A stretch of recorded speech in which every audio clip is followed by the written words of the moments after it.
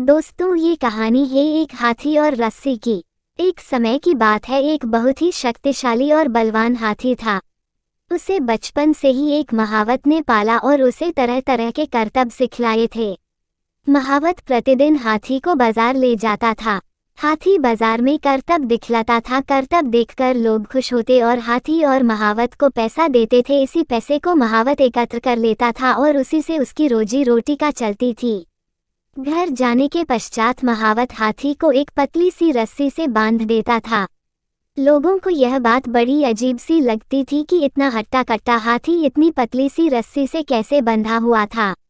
एक दिन एक व्यक्ति ने महावत से पूछा, महावत भाई, आपका हाथी तो इतना हष्ट-पुष्ट और बलवान है, किंतु आप इसे इतनी पतली सी रस्सी से बांधते हो। हाथी जब चाहे इस रस्सी को बड़ी ही आसानी से तोड़ सकता है, फिर भी वह ऐसा नहीं करता। इसका क्या कारण है? उस व्यक्ति की बात सुनकर महावत बोला, कई साल पहले जब मैं हाथी को जंगल से लेकर आया था, तब हाथी छोटा था। तब मैं इसे इसी तरह की पतली सी रस्सी से बांधा करता था। उस समय हाथी बहुत छोटा था। उसने कई बार इस रस्सी को तोड़ने का प्रयास किया, किंतु बचपन में वह इसे नहीं तोड़ सका।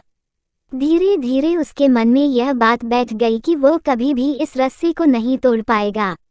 अब हाथी बड़ा हो चुका है, वह चाहे तो एक ही झटके में इस रस्सी को तोड़ सकता है, किंतु हाथी अब इस रस्सी को तोड़ने का प्रयास भी नहीं करता, क्योंकि वह सोचता है कि वह इस रस्सी को नहीं तोड़ पाएगा।